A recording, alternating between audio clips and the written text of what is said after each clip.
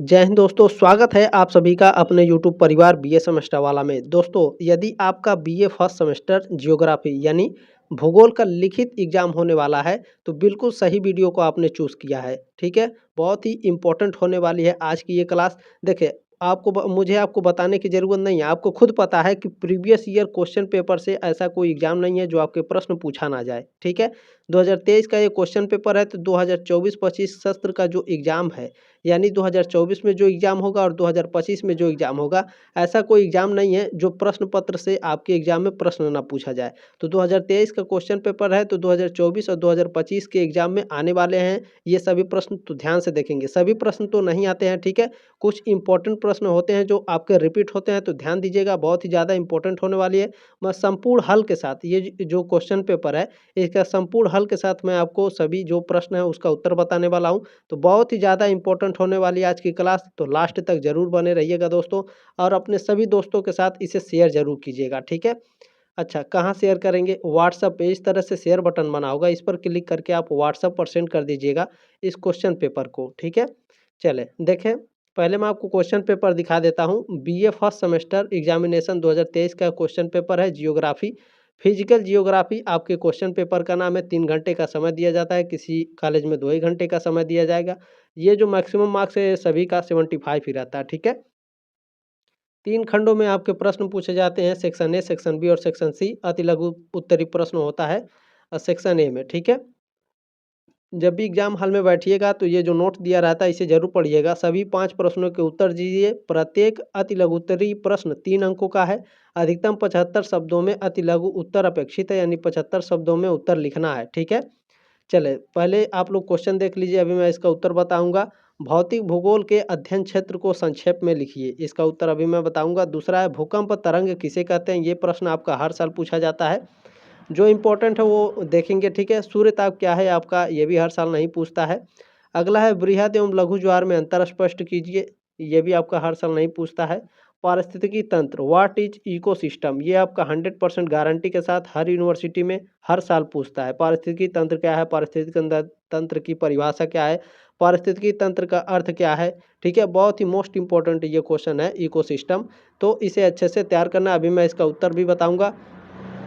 और section B में आपके लघु उत्तरीय प्रश्न पूछे जाते हैं। देखें, इस अटेम्प्ट एनी 2 क्वेश्चन, 2 क्वेश्चन ही हमको करना है आउट ऑफ फॉलोइंग, ठीक है?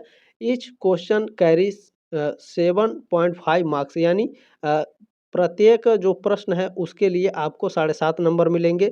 Short answer is require not extending 200 words, यानी 200 शब्दों में ही उत्तर देना है, ये बात ध्यान रखिएगा, ठीक है? चलिए, 200 शब्दों में उत्तर देना है और 2 ही प्रश्न हमको करना है, ठीक है? 7.5 नंबर का आपका है। पहला प्रश्न है, प्राट महोदय के संतुलन सिद्धांत को समझाइए, 2024 एग्जाम के लिए मोस्ट इंपोर्टेंट है। अगला है, उष्ण एवं शीत वाताग्र में अंतर स्पष्ट कीजिए, आपका हर साल नहीं पूछता है। अगला प्रश्न है, देखिए 3 प्रश्न दिया है, 2 ही करना है। महासागरीय गर्त किसे कहते हैं? संक्षेप में समझाइए, 2024 एग्जाम के लिए मोस्ट इंपोर्टेंट है, ठीक है? चलिए, सेक्शन सी आपको मैं दिखा देता हूँ। खंड स, दीर्घ उत्तरीय प्रश्न है। इसमें दीर्घ उत्तरीय प्रश्न में देखें, सभी प्रश्नों के उत्तर दीजिए। प्रत्येक प्रश्न 15 अंकों का है। अधिकतम 500 से 800 शब्दों में लिखना है, ठीक है? तो प्रश्न क्या है? प्रश्न है, पृथ्वी की आंतरिक संरचना की विवेचना कीजिए, 100% गारंटी के साथ ये प्रश्न आएगा। हर साल आपका ये पूछा जाता है। या फिर वो नहीं आ रहा है तो इसे कर सकते हैं, ज्वालामुखी क्रिया किसे कहते हैं? उसके द्वारा उत्पन्न स्थलाकृतियों का वर्णन कीजिए। ज्वालामुखी वेरी वेरी मोस्ट इंपॉर्टेंट है साथियों, आपका कोई ऐसा एग्जाम नहीं है जहां पर आपके ज्वालामुखी ना पूछा गया हो, ठीक है?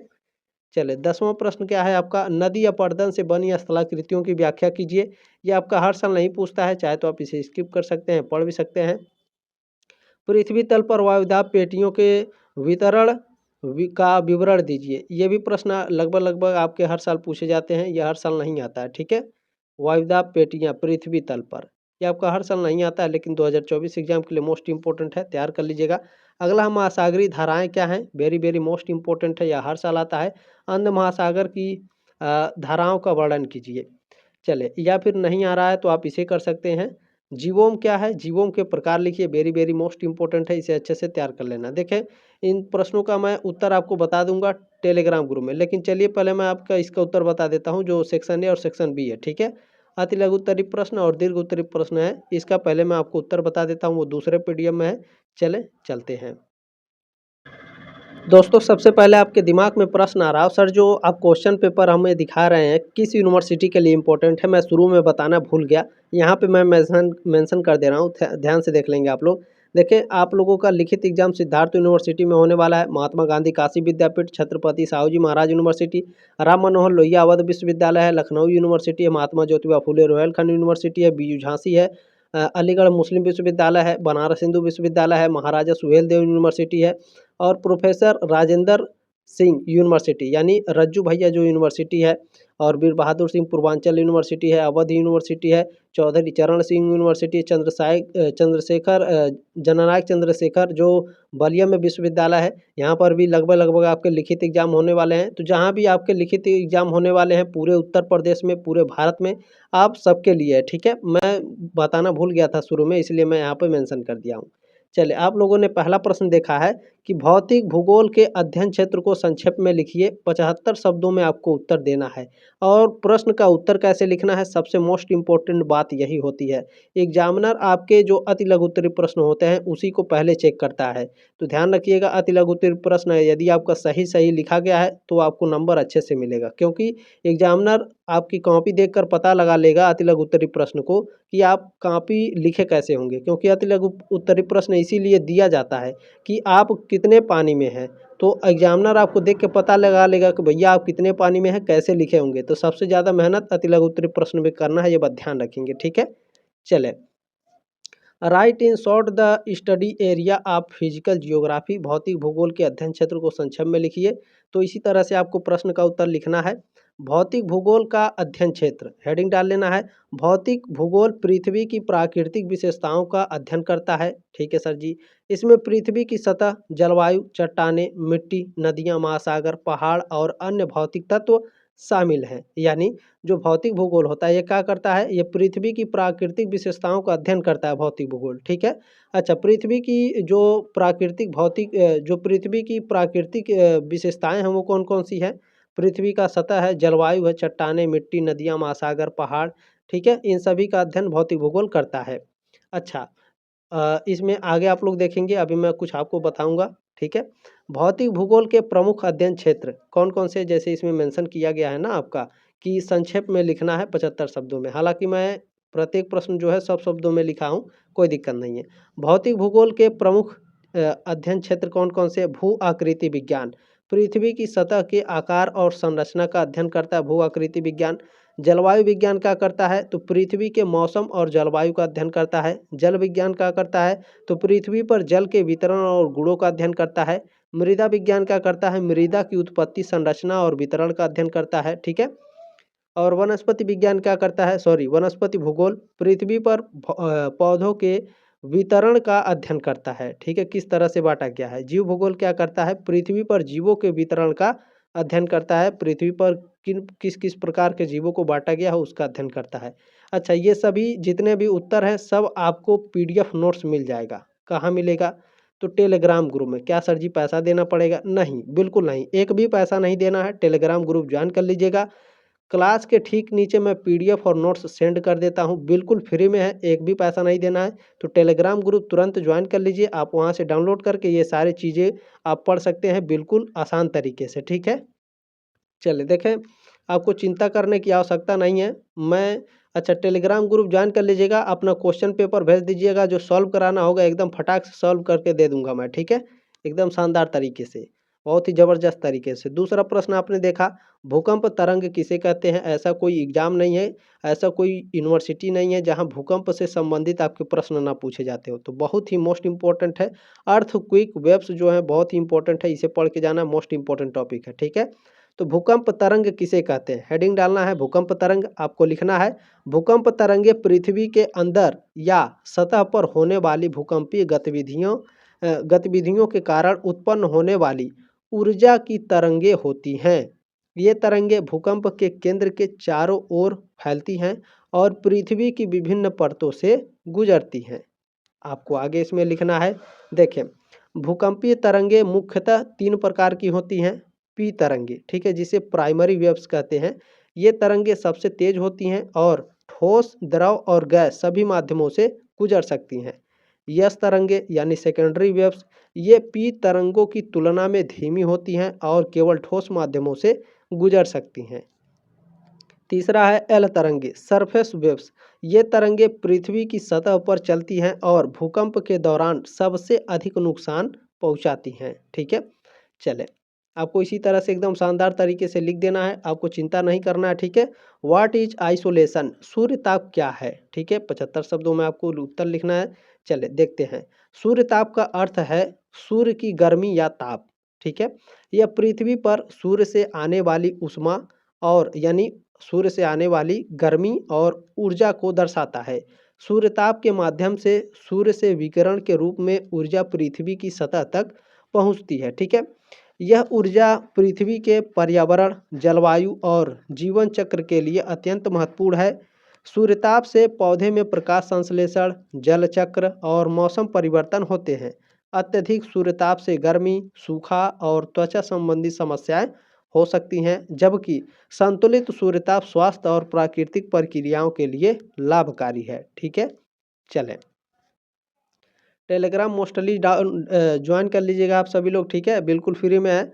वृहद एवं लघु ज्वार में अंतर स्पष्ट कीजिए। तो वृहद एवं लघु ज्वार में अंतर, देखिए वृहद और लघु ज्वार में जो अंतर है ये कई चीज़ों पर किया जाता है। जैसे ध्यान देंगे आप लोग, देखें वृहद ज्वार स्प्रिंग टाइड, ठीक है, वो सरफ वाला टाइड नहीं है। ठीक है, वृहद ज्वार स्प्रिंग टाइड, सूर्य, चंद्रमा और पृथ्वी एक सीध में होते हैं। ठीक है, चंद्रमा और सूर्य का गुरुत्वाकर्षण बल एक साथ जुड़ जाता है वृहद ज्वार में। वृहद ज्वार में समुद्र में पानी का उभार अधिक होता है। वृहद ज्वार में ज्वार की ऊंचाई अधिक होती है। वृहद ज्वार में अमावस्या और पूर्णिमा के दिन होता है। ठीक है, अमावस्या और पूर्णिमा के दिन क्या होता है, वृहद ज्वार होता है। ये हो गया आपका वृहद ज्वार। ठीक है, अब लघु ज्वार को देखते हैं। वृहद और लघु ज्वार में अंतर क्या है, तो इसी तरह से हमको लिखना है लघु ज्वार। ठीक है, नीप टाइड, जो लघु ज्वार है सूर्य, चंद्रमा और पृथ्वी एक समकोण पर होते हैं जब ये लघु ज्वार आता है। ठीक है, जो लघु ज्वार होता है चंद्रमा और सूर्य का गुरुत्वाकर्षण बल एक दूसरे को कम करता है। ठीक है, जो लघु ज्वार होता है दोस्तों, समुद्र में पानी का उभार कम होता है इसमें। लघु ज्वार की ऊंचाई कम होती है। ठीक है, लघु ज्वार पहली और तीसरी तिमाही के दिन होता है। ठीक है, सरल शब्दों में हम कह सकते हैं जैसे वृहद ज्वार में समुद्र का पानी बहुत ऊपर उठता है और बहुत नीचे जाता है, जबकि लघु ज्वार में यह उतना ऊपर नहीं उठता और उतना नीचे नहीं जाता है, सरल शब्दों में। ठीक है, आपको समझाने के लिए मैंने लिखा है, बाकी आप लोग इसे भी लिख सकते हैं, कोई दिक्कत नहीं है। देखिए व्हाट इज इकोसिस्टम, पारिस्थितिकी तंत्र क्या है, वेरी वेरी मोस्ट इंपॉर्टेंट है, ये प्रश्न हर साल पूछा जाता है। तो ध्यान से देखेंगे पारिस्थितिकी तंत्र क्या है, इसका मैं प्रश्न भी दिखाता हूँ। ठीक है, चलें पारिस्थितिकी तंत्र क्या है, देखें पारिस्थितिकी तंत्र इकोसिस्टम जीवों और उनके भौतिक पर्यावरण के बीच परस्पर संबंधों का एक जटिल तंत्र है। इसमें जीवित प्राणी जैसे पौधे, जानवर, सूक्ष्मजीव और निर्जीव घटक जैसे मिट्टी, पानी, वायु, तापमान शामिल होते हैं। ठीक है, इकोसिस्टम क्या है, पारिस्थितिकी तंत्र जीवों और उनके भौतिक पर्यावरण के बीच परस्पर संबंधों का एक जटिल तंत्र है, जिसमें जीवित प्राणी भी होते हैं और निर्जीव घटक भी होते हैं। ठीक है, जीवित प्राणी में पौधे, जानवर, सूक्ष्मजीव होते हैं और निर्जीव घटक में मिट्टी, पानी, वायु, तापमान, पहाड़, नदियाँ ये सब आती हैं। ठीक है, चलें आगे देखेंगे। ये सभी घटक ऊर्जा और पोषक तत्वों के आदान प्रदान के माध्यम से एक संतुलित प्रणाली बनाते हैं। पारिस्थितिकी तंत्र स्थलीय यानी स्थलीय में जंगल, घास के मैदान और जलीय में जैसे समुद्र और झील दोनों हो सकते हैं। पारिस्थितिकी तंत्र के स्थलीय में क्या हो, पारिस्थितिकी तंत्र स्थल में क्या हो सकते हैं, जंगल, घास के मैदान भी हो सकते हैं और समुद्र और झील भी हो सकते हैं। ठीक है, यह प्रणाली पर्यावरण के संतुलन को बनाए रखने, जैव विविधता को संरक्षित करने और प्राकृतिक संसाधनों का एक चक्र बनाए रखने में महत्वपूर्ण भूमिका निभाती है। मानव क्रियाएं इस तंत्र को प्रभावित कर सकती हैं। ठीक है, चलें अब यहाँ से आपका लघु उत्तरीय प्रश्न स्टार्ट हो जाएगा। ठीक है, लघु उत्तरीय प्रश्न में आपने पहला प्रश्न इसमें देखा होगा, प्राट महोदय के संतुलन सिद्धांत को समझाइए। Explain isostatic theory of Pratt. ठीक है, प्राट महोदय के सिद्धांत को समझाना है। तो इसका उत्तर आपने देखा है कि 200 शब्दों में देना है, ठीक है। तो 200 शब्दों में उत्तर कैसे लिखना है चलिए आपको दिखाते हैं और एकदम शानदार तरीके से। देखिए मज़ा आ रहा हो तो एक लाइक ज़रूर कर देंगे। अगर आप लोग लाइक करते हैं, देखिए लाइक का कोई मतलब ही नहीं होता है। क्या मतलब होता है मैं आपको बता रहा हूँ। देखिए लाइक आप लोग करते हैं तो यूट्यूब इस क्लास को ऑटोमेटिक रिकमेंड करता है। जितना ज़्यादा लाइक रहेगा क्लास पे उतना ज़्यादा रिकमेंड करेगा, यानी ऑटोमेटिक बाकी बच्चों के पास भेजता है। लाइक का और कोई मतलब नहीं होता है, यही मतलब होता है कि रिकमेंड करेगा, भेजेगा बाकी बच्चों के पास। वो जान जाएगा कि इस क्लास में कुछ तो अच्छा है, इसीलिए वो भेजता है, ठीक है। तो लाइक ज़रूर करेंगे, बाकी और लाइक का कोई मतलब नहीं होता है। तो लाइक मोस्टली करेंगे, शेयर भी ज़रूर कीजिएगा प्लीज़। देखिए बहुत मेहनत लगती है क्लासेस कराने में, ठीक है। तो कम से कम शेयर ज़रूर करेंगे। देखिए प्राट महोदय के संतुलन सिद्धांत को समझाना है, 200 शब्दों में उत्तर लिखना है आपको, इसी तरह लिखना है बाबू। देखिए प्राट महोदय का संतुलन सिद्धांत, ठीक है। आइसोटेस्टी थ्योरी पृथ्वी की प्रॉपर्टी यानी क्रस्ट के संतुलन की व्याख्या करता है। देखिए अगर आप एग्जाम में ये जो इंग्लिश वर्ड लिखा है ना, इसको भी आप मेंशन करते चलते हैं ना, तो ये जो एग्जामिनर होते हैं अट्रैक्ट हो जाते हैं आपसे, ठीक है। आपको अच्छा नंबर देते हैं, तो आप साथ में इंग्लिश भी लिखते चलेंगे, ठीक है ना। देखिए प्राट महोदय का संतुलन सिद्धांत आइसोटेस्टी थ्योरी यानी पृथ्वी की प्रॉपर्टी यानी क्रस्ट के संतुलन की व्याख्या करता है।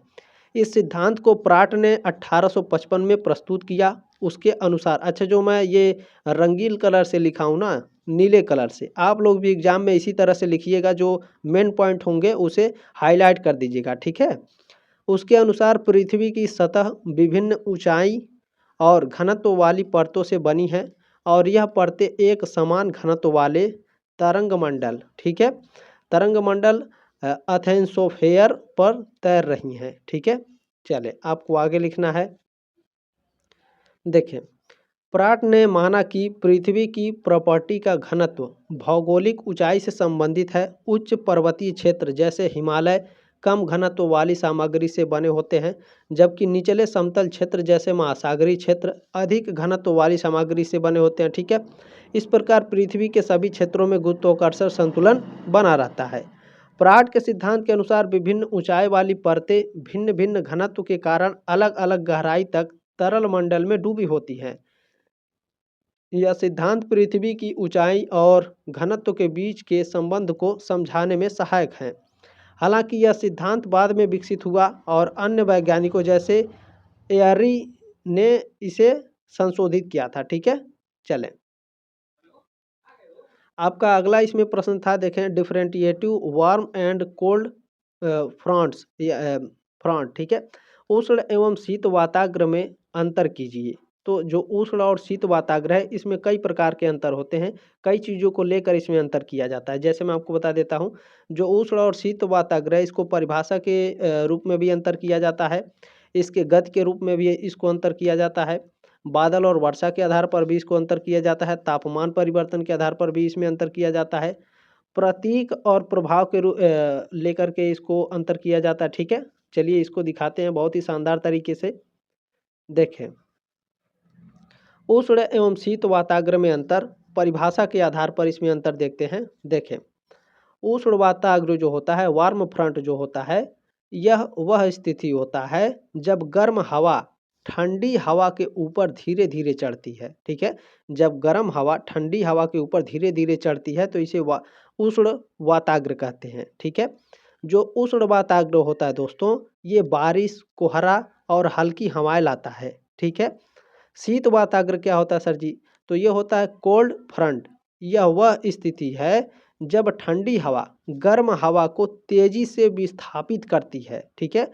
शीत वाताग्र क्या होती है? शीत वाताग्र ठंडी हवा गर्म हवा को तेजी से विस्थापित करती है। अच्छा विस्थापित करेगी तो क्या होगा? शीत वाताग्र जो होती हैं तेज हवाएं, बारिश, ओले और कभी-कभी तूफान लाता है, ठीक है। अगर मज़ा आ गया हो तो एक लाइक कर दीजिएगा, शेयर ज़रूर कर दीजिएगा, ठीक है। इसी तरह से एकदम शानदार तरीके से पढ़ाते चलेंगे। देखिए गति के आधार पर उष्ण और वाताग्र में कैसे अंतर होते हैं। तो जो उष्ण वाताग्र होता है इसकी गति धीमी होती है और जो शीत वाताग्र होता है यह तेजी से आगे बढ़ता है, इसीलिए इसमें ओले तूफान आते हैं, ठीक है। ओले मतलब बर्फबारी, ठीक है, बर्फ का बारिश होता है। तीसरा है बादल व वर्षा के आधार पर उष्ण और वाताग्र में अंतर कैसे होते हैं। तो जो उष्ण वाताग्र है इसमें विस्तृत क्षेत्र में बादल और लगातार हल्की बारिश होती है। और जो शीत वाताग्र होता है इसमें छोटे क्षेत्र में भारी बारिश, गरज और तूफान हो सकते हैं। तापमान के आधार पर देखेंगे भैया, तापमान परिवर्तन के आधार पर उष्ण और शीत वाताग्र में अंतर देखेंगे। उष्ण वाताग्र तापमान धीरे धीरे बढ़ता है, उष्ण वाताग्र का जो तापमान होता है धीरे धीरे बढ़ता है, लेकिन शीत वाताग्र का जो तापमान होता है अचानक से गिर जाता है। ठीक है, चले पांचवा है प्रतीक के आधार पर उष्ण और शीत वाताग्र में अंतर देखेंगे। उष्ण वाताग्र नक्शे पर लाल रेखा और अर्धगोले से दर्शाया जाता है, जबकि जो शीत वाताग्र होता है नक्शे पर नीली रेखा और त्रिकोण से दर्शाया जाता है। बहुत ही मोस्ट इंपॉर्टेंट है, मुझे लगता है 2025 एग्जाम 2024 एग्जाम में मोस्टली आएगा। प्रभाव इसका क्या होते हैं, प्रभाव के आधार पर उष्ण वाताग्र अस्थाई बादल और शांति प्रदान करता है, जबकि शीत वाताग्र क्या है, तेज हवा और अस्थिर मौसम लाता है। ठीक है, उष्ण और शीत वाताग्र दोनों ही मौसम में महत्वपूर्ण भूमिका निभाते हैं।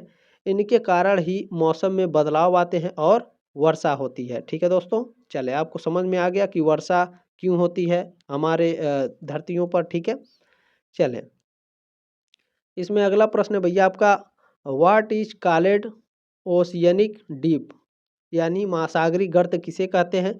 एक्सप्लेन इन ब्रीफ, यानी संक्षेप में समझाइए। चले भैया संक्षेप में समझाते हैं। 200 शब्दों में उत्तर लिखना है। कैसे लिखना है, ध्यान से देखिए। महासागरी गर्त ओशियनिक ट्रेंच महासागरों के तल पर पाई जाने वाली अत्यधिक गहरी और लंबी खाइयाँ होती हैं। ठीक है, महासागरी परत क्या होती हैं? तो महासागरी परत ये होती हैं सर जी कि महासागरों के तल पर पाई जाने वाली अत्यधिक गहरी और लंबी खाइयाँ होती हैं महासागरी गर्त। ठीक है, ये पृथ्वी की टेक्टोनिक प्लेटों के आपस में टकराने यानी सम्मिलन क्षेत्र के कारण बनती हैं। जब एक महासागरी प्लेट दूसरी प्लेट के नीचे धंसती है तो इस प्रक्रिया को सबडक्शन सबडक्शन कहा जाता है। ठीक है, और इसी प्रक्रिया को महासागरी गर्त का इसी प्रक्रिया से, ठीक है, इसी प्रक्रिया से महासागरी गर्त का निर्माण होता है। ठीक है, मजा आ गया एकदम पढ़ के। चले आगे देखेंगे।